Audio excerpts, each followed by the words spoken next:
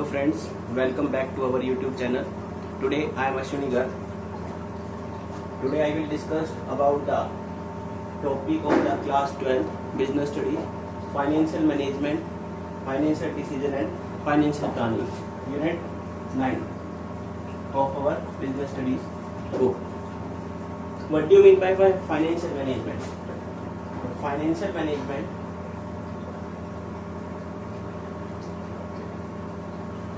refers to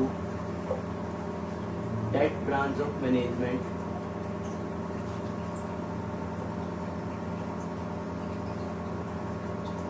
which is concerned with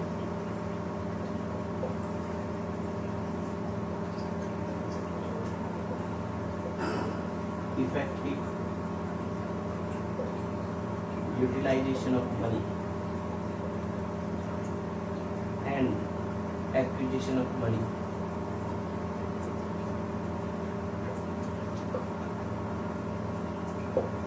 financial management का मतलब है बिजनेस ऑर्गेनाइजेशन में मैनेज एनीथिंग, किसी भी चीज को मैनेज करना। आपके बिजनेस ऑर्गेनाइजेशन में क्या होगी?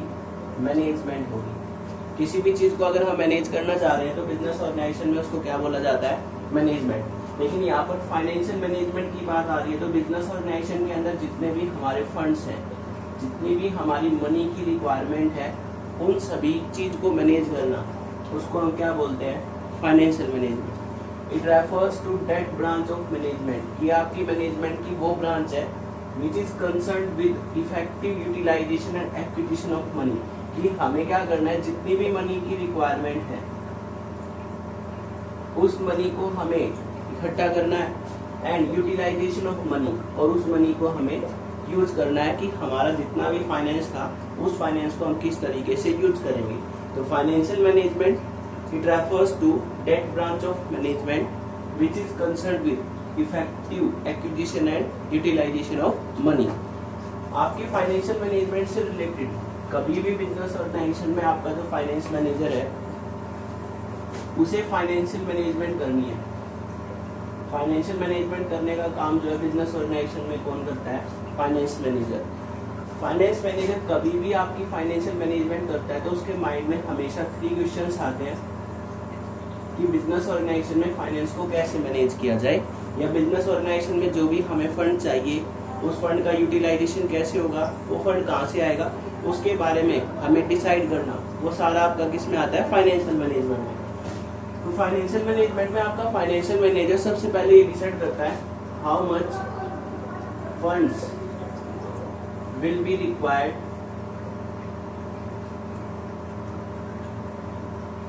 For different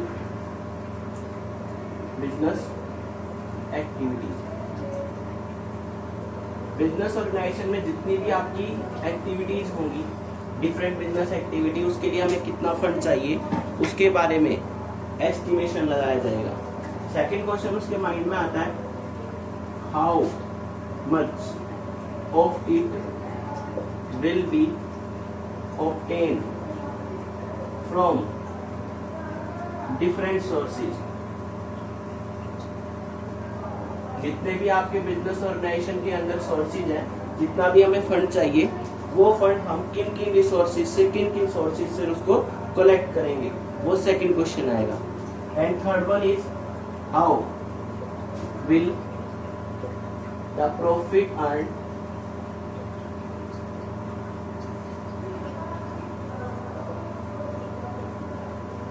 distributed, how will the profit earn be distributed among investors. जितना भी हमने प्रॉफिट अर्न किया है वो कैसे डिवाइड किया जाएगा। तो एक फाइनेंस मैनेजर के माइंड में हमेशा 3 क्वेश्चन आते हैं। How much finance will be required, हमें कितना फंड चाहिए। How much of it will be obtain from different sources, उसको हम किन सोर्सेज से ऑब्टेन करेंगे, इकट्ठा करेंगे। And how will the profit earn from different financial activity, different business activity will be distributed, उसको किस तरह से डिस्ट्रीब्यूट किया जाएगा। वो सारी एक्टिविटी हमारी फाइनेंशियल डिसीजन से रिलेटेड या फाइनेंशियल मैनेजमेंट से रिलेटेड है। How much fund will be obtain, how much of it will be obtained from different sources, how much fund will be required and how much will be the profit will be distributed। इन तीनों question का answer एक ही है, financial management. Financial management, I already explained, it refers to that branch of management which is concerned with effective acquisition and utilization of money. I hope it's clear to you. Now,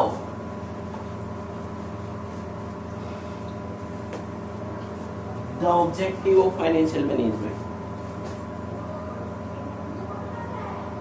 Objective of financial management. आपके business organisation में financial management जो है उसका क्या objective होगा? Business organisation के अंदर जितनी भी आपकी एक्टिविटीज की जाती है या बिजनेस ऑर्गेनाइजेशन में जितने भी आपकी बिजनेस ऑर्गेनाइजेशन का ऑब्जेक्टिव है, वो ऑब्जेक्टिव हमेशा रिलेट करता है बिजनेस ऑर्गेनाइजेशन में जितने भी आपके ओनर हैं उनके इंटरेस्ट को कंसिडर करते हुए।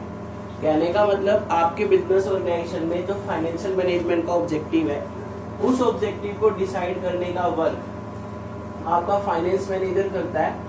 और फाइनेंस मैनेजर कभी भी अपने ऑब्जेक्टिव को डिसाइड करता है तो उसके माइंड में हमेशा 3 टाइप्स के डिसीजंस रहते हैं। उन 3 टाइप्स के डिसीजंस को लेने से पहले वो इन चीज़ों को कंसिडर करता है।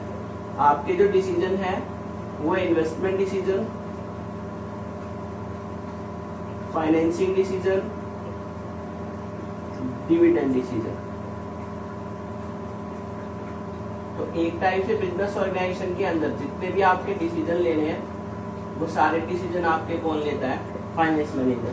तो एक बिजनेस ऑर्गेनाइजेशन के अंदर फाइनेंस मैनेजर 3 टाइप्स की डिसीजन को कंसीडर करता है और 3 टाइप्स के डिसीजन को कंप्लीट करने के लिए जो उसका ऑब्जेक्टिव बनता है, objective of the financial management is to consider the interest of the owner. तो आपका जो ऑब्जेक्टिव ऑफ फाइनेंशियल मैनेजमेंट बनता है वो बनता है maximisation of the wealth of the share holder. जो भी आपके शेयर होल्डर्स हैं उन शेयर होल्डर्स की वेल्थ क्या हो जाए? आपकी मैक्सिमम हो जाए। ये आपका ऑब्जेक्टिव बनता है, objective of the financial management. तो आपका जो ऑब्जेक्टिव है फाइनेंशियल मैनेजमेंट का उसको बोला गया है वेल्थ मैक्सिमाइजेशन। तो वेल्थ मैक्सिमाइजेशन क्या है उसके बारे में डिस्कस करेंगे। Wealth maximisation according to this approach,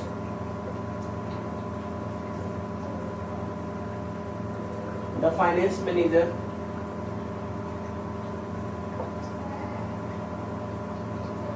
also consider the owner interest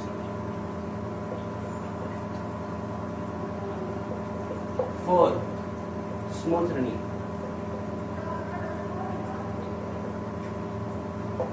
कहने का मतलब वेल्थ मैक्सिमाइजेशन अप्रोच के अकॉर्डिंग बिजनेस ऑर्गेनाइजेशन में जो आपका फाइनेंस मैनेजर है वो कंसीडर करता है किसको? ओनर के इंटरेस्ट को।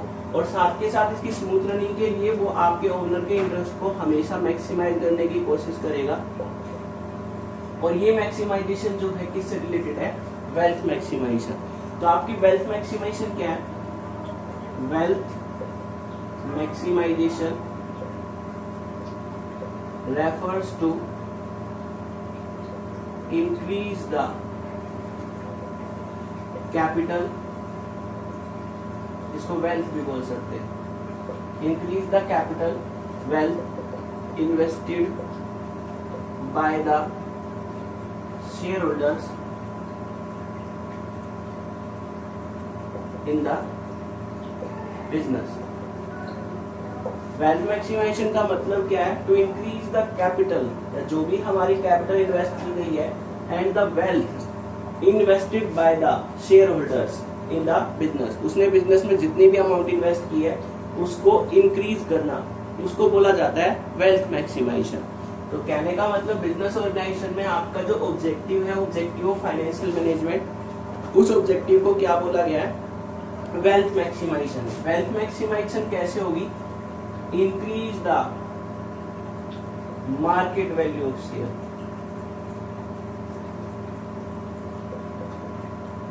या फिर ये हो सकता है decrease the market value of share। Market में 2 ही ट्रेड होते हैं कि कभी भी किसी भी पर्टिकुलर पर्सन ने आपके बिजनेस में शेयर्स में इन्वेस्टमेंट की है तो उस शेयर होल्डर की या तो market value of share increase होगी या market value of share decrease होगी। Any time when the market value of the share will increase, कभी भी market value of share increase होगी तो उसको बोला जाता है appreciating the wealth of the share holder. कहने का मतलब जब भी मार्केट में आपके शेयर्स की वैल्यू बढ़ती है तो उस केस में आपके शेयर होल्डर्स की वेल्थ इंक्रीज होगी, क्योंकि मार्केट वैल्यू ऑफ शेयर बढ़ते ही उसने जितनी भी इन्वेस्टमेंट कर रखी है, जितने भी नंबर ऑफ शेयर्स है, उसके अकॉर्डिंग उसकी वेल्थ जो है वो इंक्रीज हो जाएगी। ऐसे ही केस आता है decrease the market value of share. अगर market value of share decrease होगा तो उसकी जो वेल्थ है, वेल्थ भी क्या हो जाएगी, डिक्रीज हो जाएगी। कहने का मतलब आपकी मार्केट वैल्यू ऑफ शेयर जैसे ही प्राइस ऑफ द शेयर आपके डिक्लाइन होंगे वैसे ही wealth of the share holder क्या हो जाएगी, डिक्लाइन हो जाएगी। तो आपके बिजनेस ऑर्गेनाइजेशन में किसी भी शेयर होल्डर की वेल्थ को अगर हमें कैलकुलेशन करना है तो उस वेल्थ को कैलकुलेशन करने के लिए हमारे पास एक पर्टिकुलर फॉर्मूला है, wealth shareholders current wealth. Shareholders की करंट वेल्थ निकालनी है हमें, वो कैसे कैलकुलेट होगी, equal to number of share multiply market value per share. कहने का मतलब शेयर होल्डर की करंट वेल्थ निकालनी है हमें, शेयर होल्डर करंट वेल्थ, तो वो कैसे कैलकुलेट होती है, नंबर ऑफ शेयर, जितने भी नंबर ऑफ शेयर उसके पास है, and the market value per share, एक शेयर की वैल्यू कितनी है, उसके बेस पर हम क्या कर सकते हैं, शेयर होल्डर की करंट वेल्थ कैलकुलेट कर सकते हैं। फॉर एग्जांपल एक पर्टिकुलर पर्सन है ए पर्सन ने क्या किया है, XYZ कोई कंपनी है, उस कंपनी के 100 शेयर्स परचेज किए एट द रेट ऑफ ₹100 पर शेयर।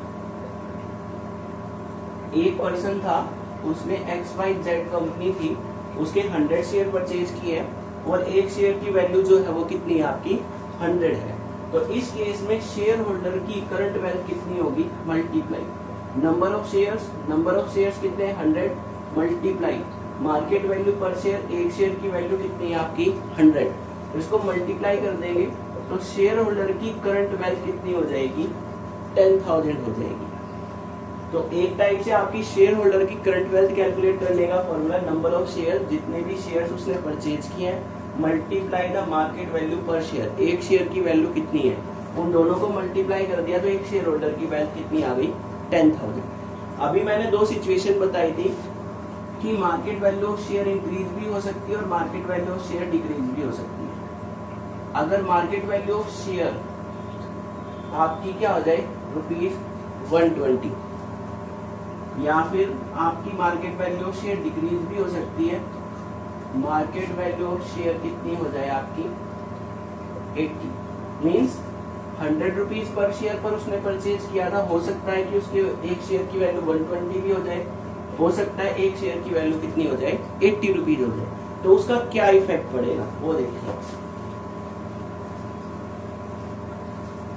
तो इस केस में क्या होगा, आपकी शेयर होल्डर जो ए पर्सन था उसकी वेल्थ कितनी थी, ₹10,000। अब मार्केट वैल्यू शेयर कितना हो गया, 120। तो फर्स्ट सिचुएशन में क्या है, उसके पास शेयर कितने थे, 100, मार्केट वैल्यू अब 100 की जगह कितनी होगी, 120। तो इस केस में उसकी wealth of a particular person, A की वेल्थ कितनी बन गई, 12,000। सेकेंड केस क्या है, 100 शेयर्स हैं, एक शेयर की वैल्यू कितनी है, 80। तो इस केस में उसकी वेल्थ कितनी हो गई, 8,000। इसका मतलब शेयर होल्डर की वेल्थ 10,000 से फर्स्ट सिचुएशन में 12,000 हुई। इसका मतलब यहाँ पर शेयर होल्डर की वेल्थ कितने रुपीज से इंक्रीज हो गई, 2,000 से। लेकिन सेकंड सिचुएशन में उसकी वेल्थ जो है वो 2,000 से डिक्रीज हो गई। लेकिन हमारा वेल्थ मैक्सिमाइजेशन का मेन मोटिव या main objective of financial management है wealth maximization, to increase the market value of share. और आपकी सिचुएशन कोई भी आ सकती है, मार्केट वैल्यू ऑफ शेयर बढ़ भी सकते हैं और डिक्रीज भी हो सकते हैं। तो इस केस में हमारी मार्केट वैल्यू ऑफ शेयर या आपकी वेल्थ मैक्सिमाइजेशन, आपके जो शेयर होल्डर्स हैं उनकी शेयर्स की वैल्यू को बढ़ाने के लिए आपके जो फाइनेंस मैनेजर है उस फाइनेंस मैनेजर को हमेशा स्टेप लेने पड़ेंगे, वेरियस टाइप के डिसीजन लेने पड़ेंगे, स्टेप्स लेने पड़ेंगे जो आपके शेयर होल्डर्स की वेल्थ को मैक्सिमम करेगी। कहने का मतलब एक शेयर होल्डर की वेल्थ को मैक्सिमम करने के लिए फाइनेंस मैनेजर को अलग अलग स्टेप लेने पड़ते हैं, डिफरेंट टाइप के डिसीजंस लेने पड़ेंगे जिसके बेस पर आपके शेयर होल्डर की वेल्थ जो है वो क्या हो जाएगी, मैक्सिमम हो जाएगी। तो वो डिसीजन कौन कौन से हैं? फर्स्ट वन है आपका optimum investment decision, second one है आपका optimum financing decision, third one है आपका ऑप्टिमम डिविडेंड डिसीजन। तो एक टाइप से आपके 3 डिसीजंस हैं। अगर आपका फाइनेंस मैनेजर इन 3 डिसीजंस को टेक करता है, इनको टेक करने के लिए स्टेप उठा रहा है, तो आपके बिजनेस ऑर्गेनाइजेशन में जितने भी शेयर होल्डर्स हैं उनकी वेल्थ को मैक्सिमम किया जा सकता है। ये होते क्या है? Optimum investment decision. Optimum investment decision का मतलब है it means to take such type of decision to maximize the profitability with investment। एक टाइप से हम जितनी भी इन्वेस्टमेंट करेंगे उस इन्वेस्टमेंट के बेस में आपकी प्रॉफिटेबिलिटी को मैक्सिमम करना। तो इन्वेस्टमेंट डिसीजन का मतलब बिजनेस ऑर्गेनाइजेशन में आपका जो भी फाइनेंस मैनेजर है वो अपनी फंड्स की इन्वेस्टमेंट इस तरह से असेट्स में करे कि उसकी जो प्रॉफिटेबिलिटी है वो प्रॉफिटेबिलिटी क्या हो, इंक्रीज हो। अगर बिजनेस ऑर्गेनाइजेशन की प्रॉफिटेबिलिटी इंक्रीज होगी तो हम शेयर होल्डर्स की मार्केट वैल्यू ऑफ शेयर क्या हो जाएगी, बढ़ जाएगी। तो यह ऑप्टिमम इन्वेस्टमेंट डिसीजन। इसके बाद है ऑप्टिमम फाइनेंसिंग डिसीजन। इसका मतलब है it means to make such type of mix of debt capital and equity capital to minimize the cost of capital। Financing decision का मतलब है बिजनेस ऑर्गेनाइजेशन में फाइनेंस को अरेंज करना। किस तरह से हम फाइनेंस को अरेंज करें कि हमारी डेब्ट कैपिटल और इक्विटी कैपिटल का इस तरह से मिक्सअप किया जाए कि हमारी कॉस्ट ऑफ कैपिटल क्या है, मिनिमम आए। अगर हमारी कॉस्ट ऑफ कैपिटल मिनिमम आएगी तो इसका मतलब हमारे पास फाइनेंशियल बर्डन कम पड़ेगा, और जैसे ही फाइनेंशियल बर्डन कम पड़ता है तो market value of share increase होगी, क्योंकि मार्केट में हमारी रेपुटेशन बढ़ जाएगी कि हम टाइम पर अपनी डेब्ट की पेमेंट कर लें। तो इसलिए वो आपका क्या बनता है, ऑप्टिमम फाइनेंसिंग डिसीजन। इसके बाद लास्ट वन है आपका optimum dividend decision. It means to distribute the profit among share holders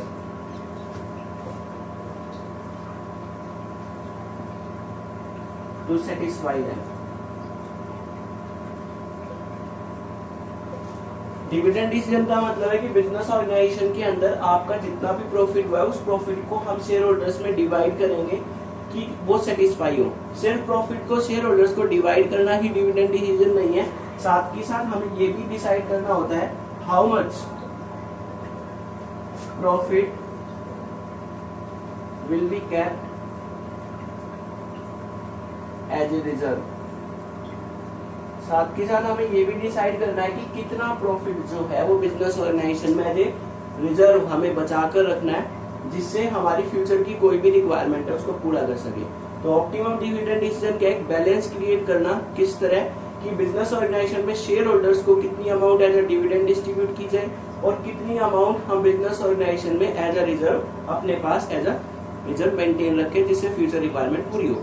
तो आपका जो ऑब्जेक्टिव है, ऑब्जेक्टिव ऑफ फाइनेंशियल मैनेजमेंट, उसको हम वेल्थ मैक्सिमाइजेशन बोलते हैं। वेल्थ मैक्सिमाइजेशन का मतलब क्या है? Wealth maximisation means to increase the market value of share of the amount which is invested by the shareholders in the business activity.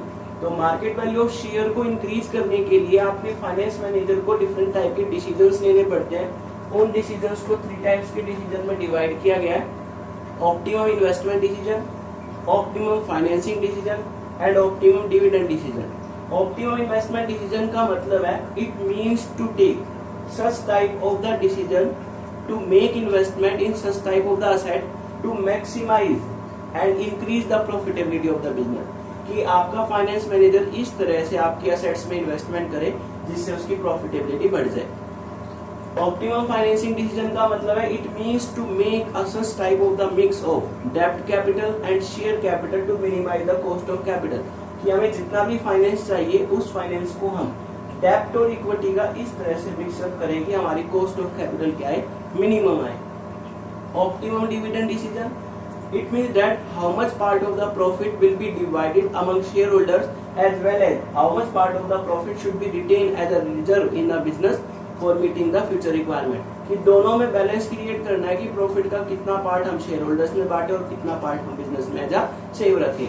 तो आज हमने guys financial management and objective financial management discuss किया है। I hope it's clear to you. Thanks, have a nice day.